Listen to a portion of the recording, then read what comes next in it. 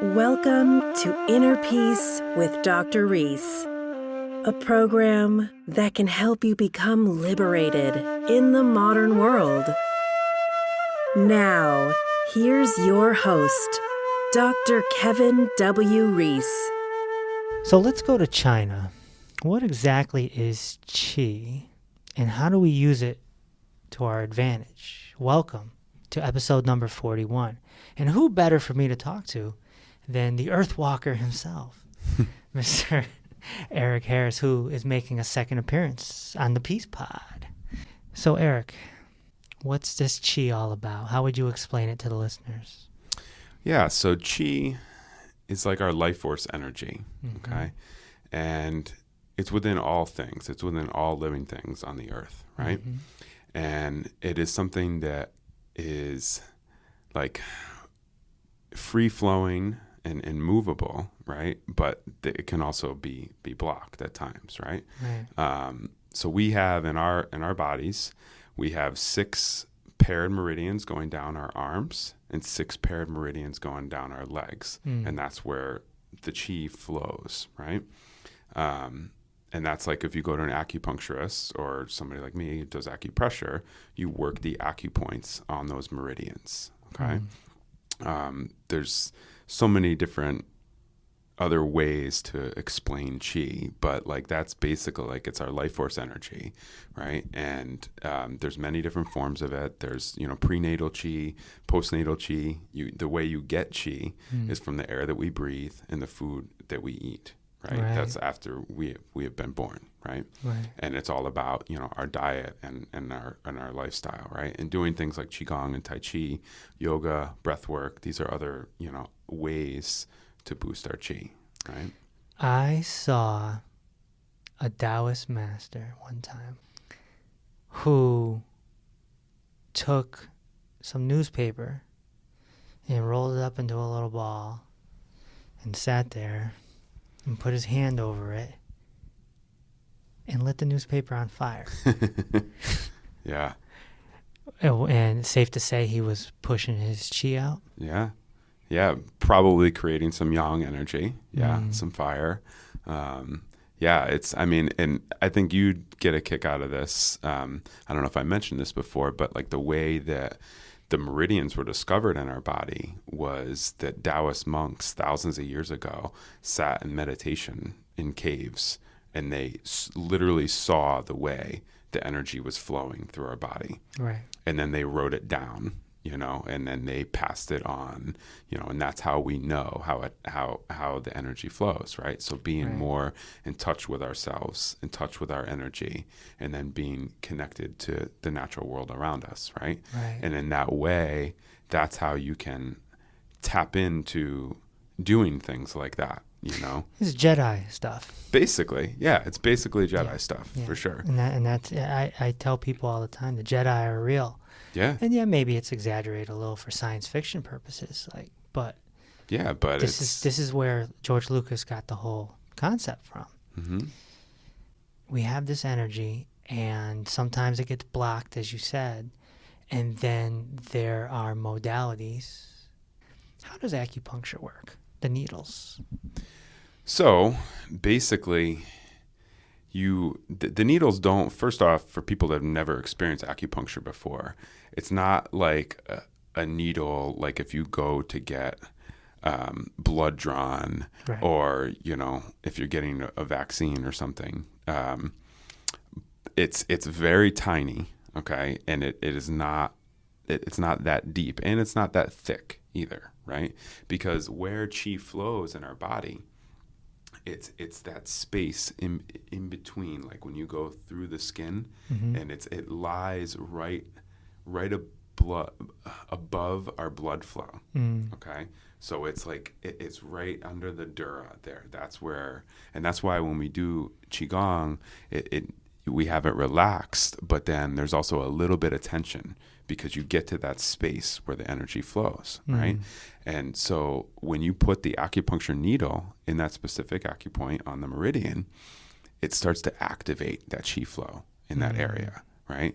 And you focus, when you know where the meridians are, you can put a point in one area that's going to actually open up another area of your body. Right. And so that's why they're put, you'll put points in your feet to actually open up your head.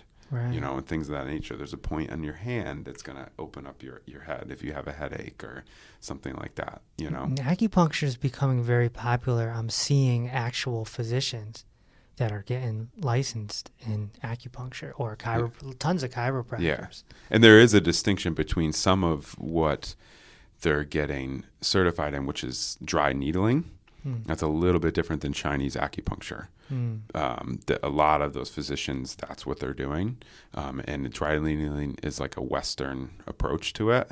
And it's like to focus on specifically loosening muscles, tendons. And those needles actually go deeper into the body, and they can be bigger, and then they can be longer.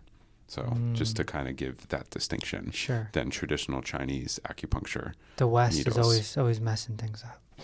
They're doing the best they can, but it's just different. The Chinese have had a grip on this stuff for a long, long time. The herbs, the acupuncture, the flow of energy. Let's talk about Tai Chi and Qi-gong. Qi-gong. Or Qi-gong. Because sometimes they write it with Koreans say Qi, Chinese say Qi. Right. Even though it's spelled the same way. Q-I. Q, that was what I was going to say. Yeah. So, and I've seen you do it. And, for just a regular person walking by, they're like, oh, look at that homeless guy playing with the air.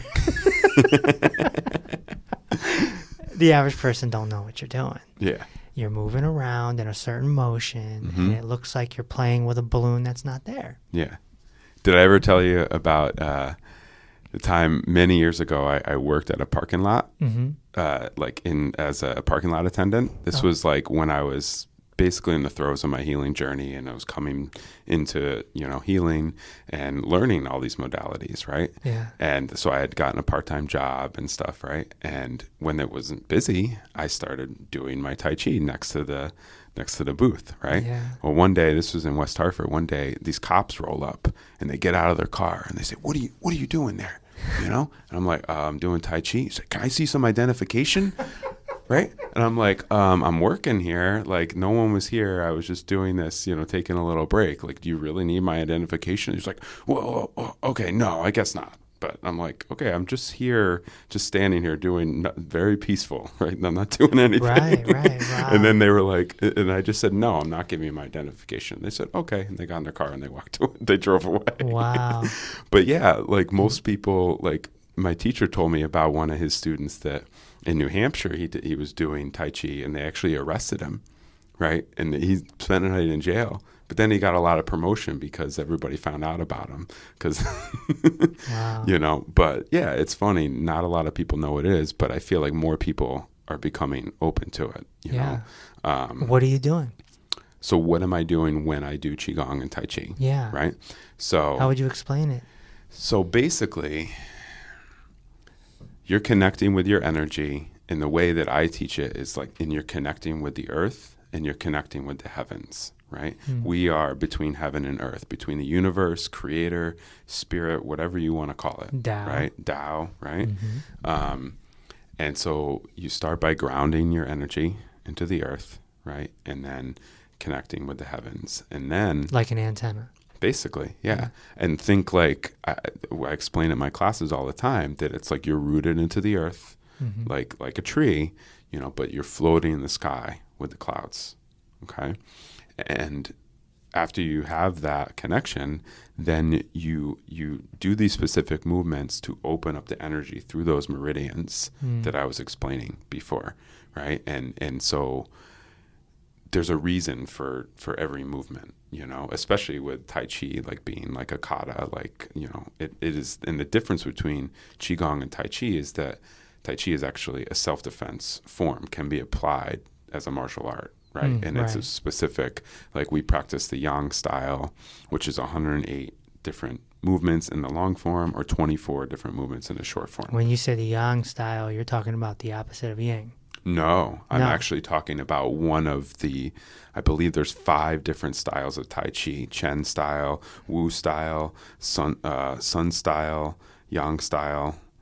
and Okay. I'm forgetting another one, but Okay. it's actually it's different than yang and yin. It was I named see. after a family who created it thousands of years ago. Gotcha. So, and my teacher is actually his teacher is the 6th generation lineage holder of the Yang style Tai Chi. Okay. So there's only one person in that generation that gets that distinction. Okay. So, so he's like directly with the family line going back, Nice. a long time. So what are the benefits of doing these exercises? Yeah. So, I mean, the last time you were on this podcast, I went and used the bathroom. And as we know at this library, it's a long library and the bathroom's way down there. And I come back and we were outside. Yeah, it was the summer. It was the summer. Yeah. It's not the summer anymore. Yeah.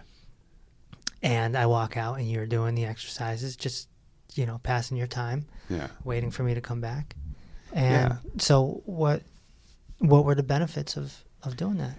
You're centering yourself? Yeah, it is. I mean, it's another form of meditation too. We call it meditation in motion, right? Right. But it does so many things. Like, for me, having dealt with a lot of the health issues of my spine and stuff, like it's just incredible for strengthening my back and loosening everything, the tendons, the ligaments, the joints, right? But it also, it does center me. I become more grounded, helps you to quiet your mind. It's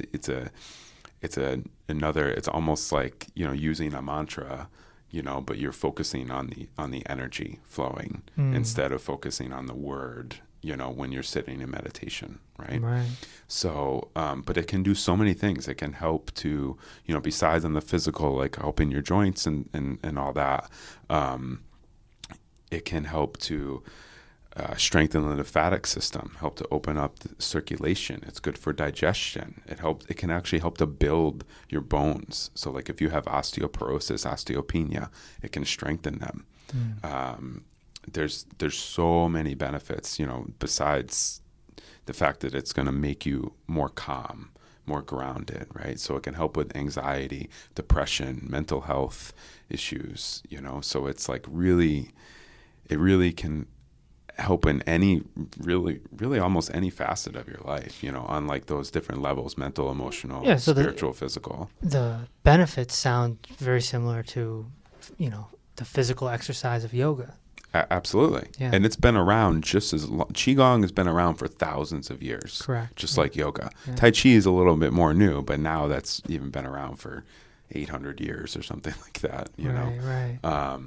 But yeah, and it's just different. I mean, and the reason why I like Qigong so much is because it can be applied for anyone to do. Like it can be very simple and it can be modified for any skill level or like physical ability. Seniors can do it. Seniors can do it. Kids can do it. People that are dealing with health issues can do it. It can be modified. You can sit down and do it if need be. So that's why I like it so much. I mean, I've done yoga too, and that was a big part of my healing journey way back when, but then it got to a point with the health issues that I was dealing with. I couldn't do a lot of the yoga exercises, but I could do Qigong, and so I still do yoga. I modify stuff and, but that's why it's like I always go back to Qigong, and I do Tai Chi too, but the reason that I think that's why that over the years I've gravitated more to Qigong, because it's like everybody can do it, because not everybody can even do Tai Chi too. There's certain movements that with the kicks and the different, bends and twists and stuff that can sometimes be a challenge for people.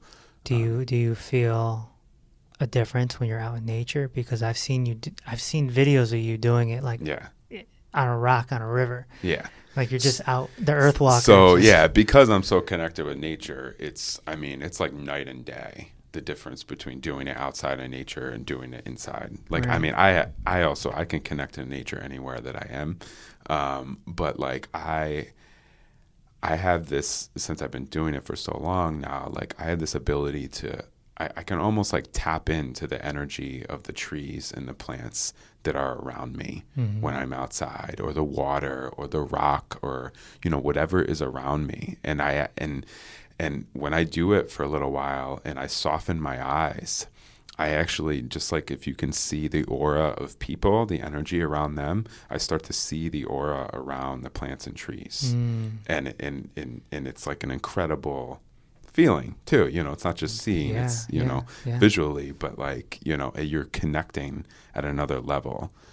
Because they all have energy too. Did you have, absolutely, it runs through everything. Yeah. Did you have to, when you started, did you do visualization practices for that to get to that, or it just appeared one day?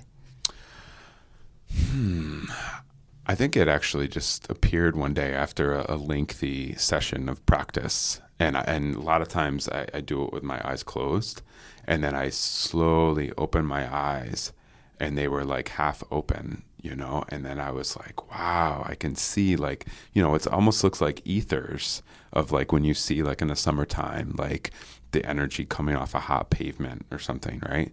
Like that's what you see like around the plants and trees. Oh, in the Zen tradition, they may call that a satori. Okay. Which is a glimpse of what it would be like to be completely self-realized. You know what I mean? Just like those monks, Taoist monks you spoke of at the beginning of this recording. Yeah. When you go so deep into meditation, it's like in the movie The Matrix when he goes green and his vision finally green. He sees everything. Because, you know, it's mentioned on this podcast all the time. The material world is somewhat of an illusion, right? Because it comes down to cells and then molecules and then atoms and then boom, we're at electricity. Yeah. Right? And this is what Santos Bonacci was breaking down on his whiteboard a few episodes ago. Yeah. And so when you readjust the world from that perspective, whoa. Yeah. Is Erik Harris really sitting in front of me right now? Are we really in this room? And is that tree outside really a tree? Yeah. Because if you break it down to the energetic level, whoa. Well, yeah, and it's like, are these chairs that we're sitting in? No. Are they really static? Are they are they really just this stable, you know, non-moving thing? Yeah, it's not really. It's layered. Yeah, on an atomic level, right. they're moving, right?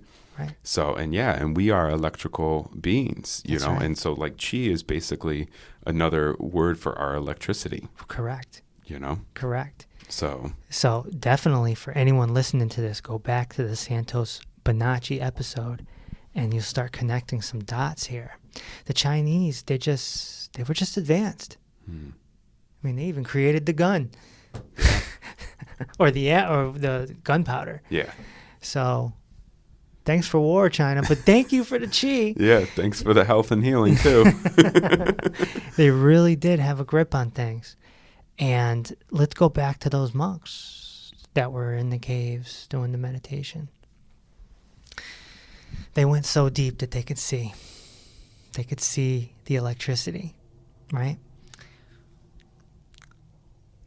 There are Taoist teachers out there right now. Mantak Chia is one of them. Yeah. Where they can teach you just from their books and YouTube videos and whatnot how to actually circulate it through the body. And usually it starts in the conception vessel. Yes. At the base of the spine. Yes. Yeah. Yeah. At the bottom of the chakras, basically, right? Yeah. And then it comes back around up your back. Yeah. And then down over your head, and then it comes back down, and it's like almost like an egg. Yeah. And so we call that conception vessel and governing vessel, breathing and meditation, right? And so I do a meditation where you focus on the light at the bottom, and then you breathe up the front and see the conception vessel comes right up the center, and it meets at the governing vessel right basically below like your nose, like right at the top. So it meets mustache. Basically, yeah. And then the governing vessel comes up, and then it circles around. And so that's that connective circle. It's called Du and Ren in Chinese. And with visualization, you can circulate it. Yeah. With your awareness. Mm-hmm. I heard one master say, the Qi follows the Yi. Mm-hmm. Yi, awareness, our attention. So if you can visualize your attention somewhere, you can actually move the energy. Yeah. This is that Jedi stuff from Star Wars. Yeah. How did Yoda make the spaceship come out of the water? How did they make rocks float? Yeah. With attention. Mm-hmm. And connection. And connection. You know, connection to all that is, and knowing that, like, you know, I am the rock. I am that. Yeah. And so when I am that, I can connect with that and let the energy flow to it. Right. Right. This attention and circulation of qi is also something mentioned in a very powerful book that I have in my library. I almost don't want to mention it because I think it's a little too advanced for the listeners. It's called The Secret of the Golden Flower. And it's a specific meditation, and, you know, people are known to levitate with it. You've been telling me about it. I haven't gotten into it far yet. enough. And I found one guru who, you know, was talking about the golden flower and all that. And he was like, look, if you want to understand it better, then go get a Mantak Chia book, who's a modern guy. He's around. He's like 70. He's famous for the sex talk. He talks a lot about, like, tantric and Taoist tantric. sex. Yeah. But in his, you know, books, he teaches you how to circulate the qi. And so, but the secret of the golden flower is ancient. Yeah.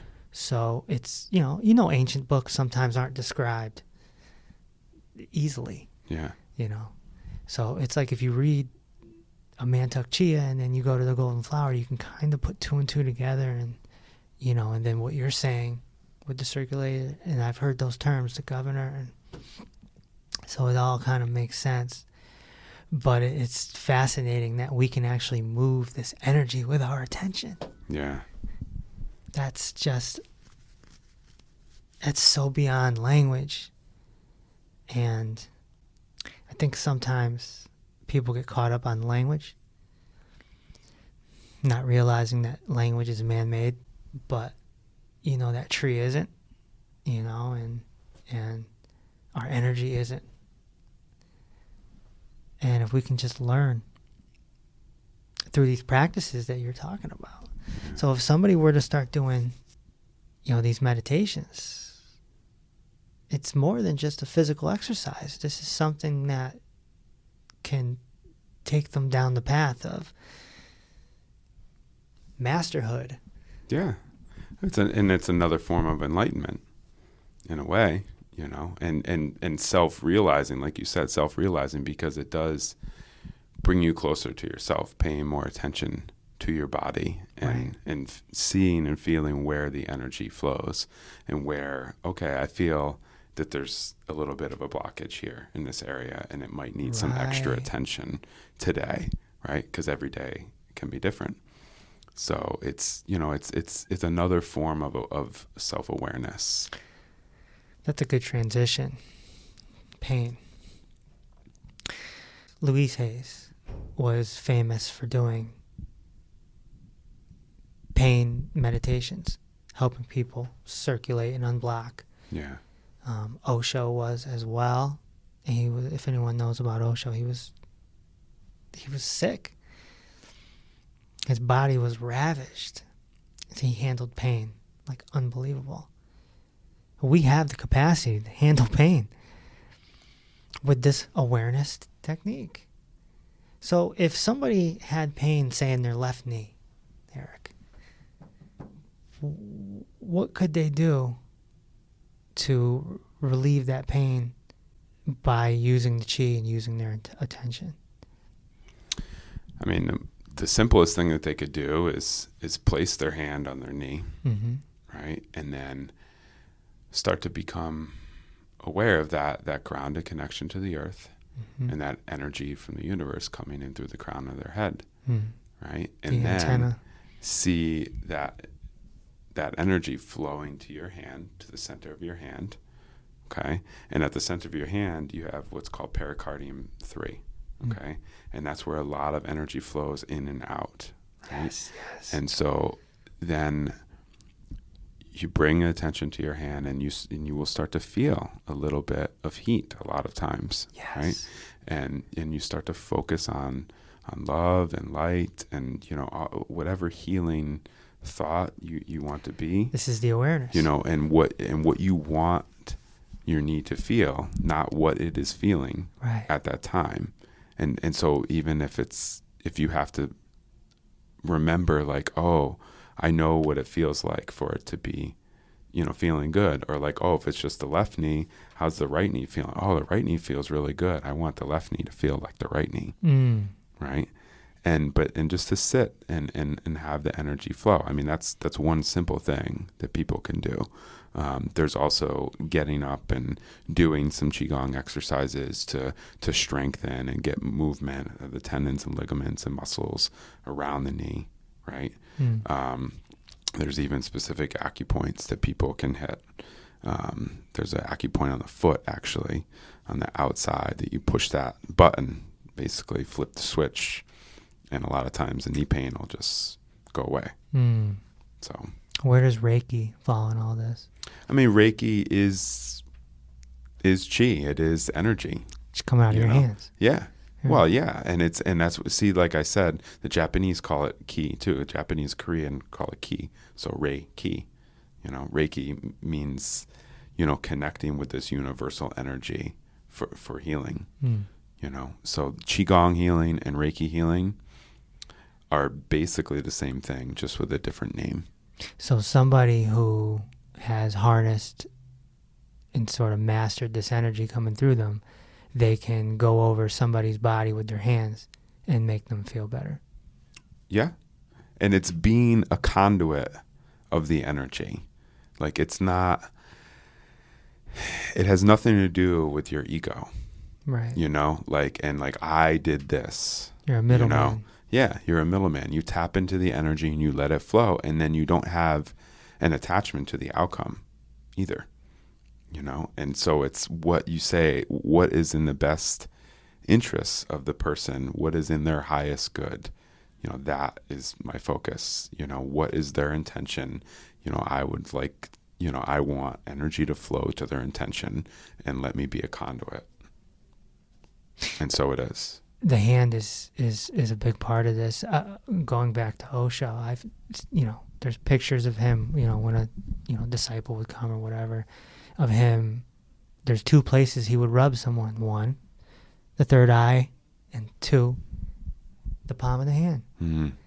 So that makes sense on why, someone would, a self-realized master would do that, right? Yeah. He's sending their energy into their passageways, is maybe the right word. I don't know what the right word is, but sure. Yeah. It's amazing. Yeah. It's amazing stuff. Yeah, we do this one qigong routine. I call it the 5-pointed star. So you bring both your hands out to the side and you focus on that energy at P3. Then you have the crown of your head, governor 20, right? And then the bottom of your feet, kidney 1. And then you breathe into those points, and you inhale, bring the energy down, exhale, you come to the ground, bring the energy up, and it's powerful. Yeah. This is a whole new avenue of healing. So it's fascinating to me. I was trained in healing people through the diet and fasting. So this is a whole other aspect of modalities that people can be doing. We can all be Jedis. We all are Jedis. Yes, pretty much. Pretty much. And that's where the term self-realized comes from, which I think is maybe a more appropriate term than enlightened. I think that whole enlightened movement in the 1800s kind of ruined the word. Mm-hmm. It made the word a little dirty because they were just filling their brains with knowledge. Yeah. They were just reading books, and it was about becoming a good man instead of literally filling up with light. Yeah, it was more intellectual. Exactly. Yeah. Exactly. Than in the heart or right. or in the spirit, Right, right. So let's go back to pain a little bit. You've had plenty of pain in your life to last a few lifetimes. Yeah. If you knew everything that you know now back then, how could you have would you have been able to handle your pain better? Because when you were going through your pain, you were younger. Yeah. And you weren't as experienced as you are now. Yeah. And this is just to say that, there's somebody out there in a ton of pain. Yeah. Could have been a car accident. Doesn't necessarily have to be a disease. Yeah. Unfortunately, there's way too many people that are dealing with chronic pain and chronic illness, and it's getting more and more, every year in our society and in our world. So, yeah. It's interesting because, it would be nice if I knew everything I know now back when I was 16, right? When I first broke my back and first went through my real big, issue with pain, right? But then at the same time, it's all part of my journey, right? And the lessons that you learn. But the one thing I would say is to, be more easy with myself. Allow it to happen, not have as much resistance to it, because that was probably the hardest thing in my journey is being angry and upset that it happened, right?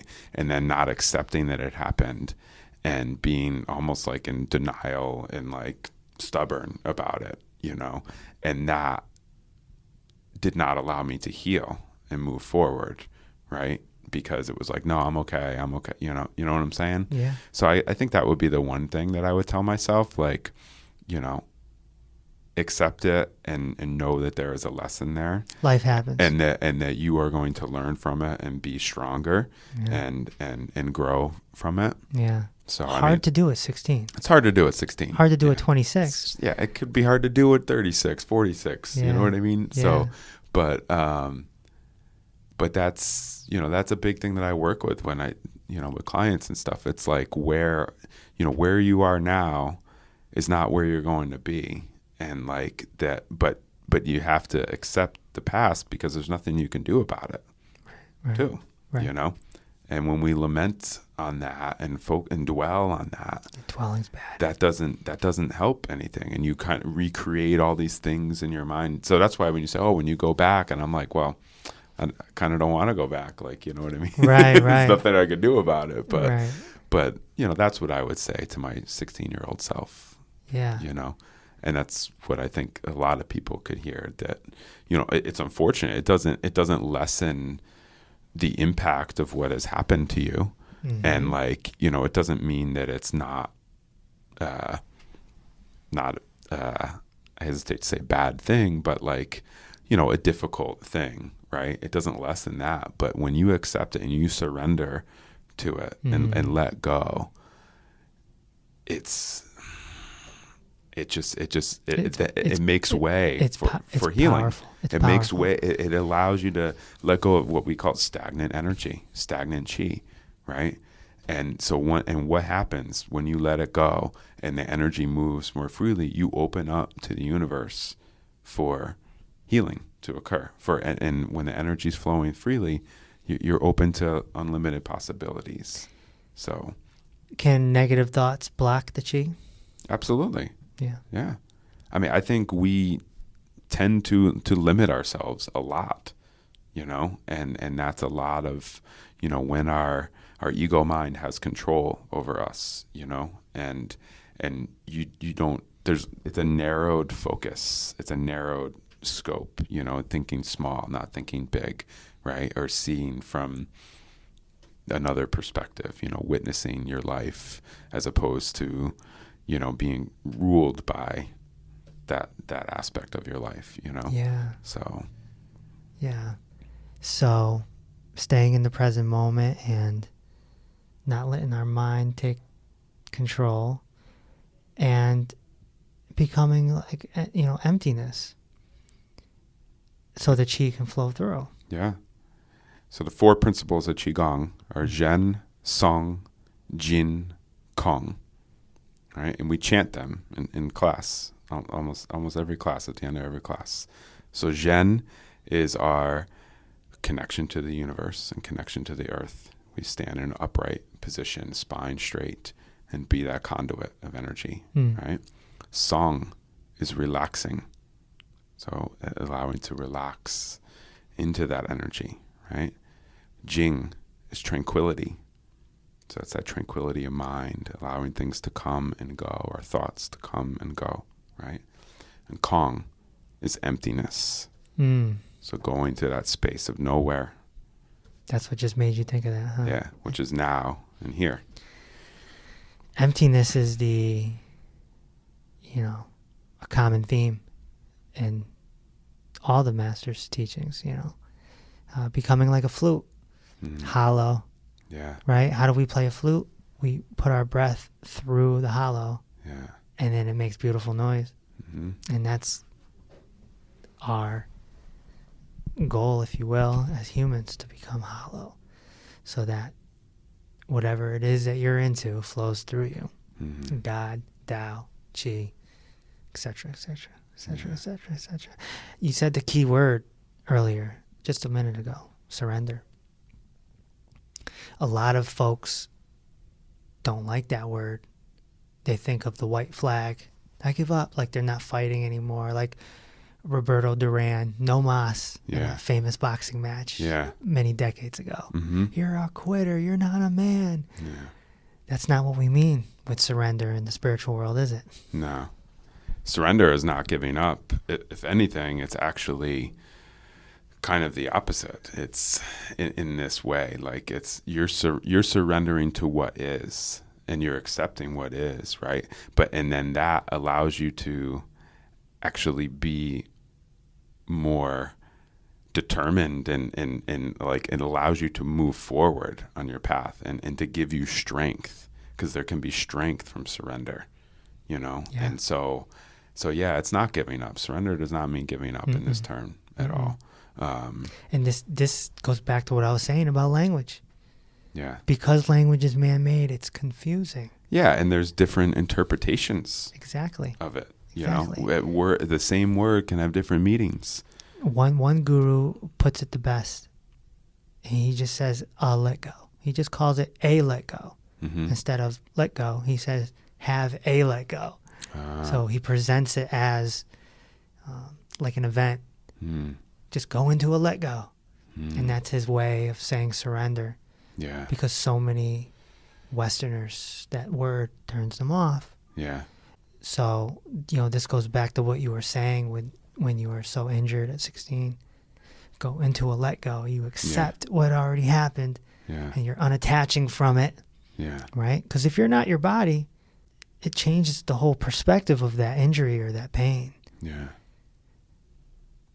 And it can change the whole perspective of your thoughts, because you're not your thoughts either. That changes the whole thing.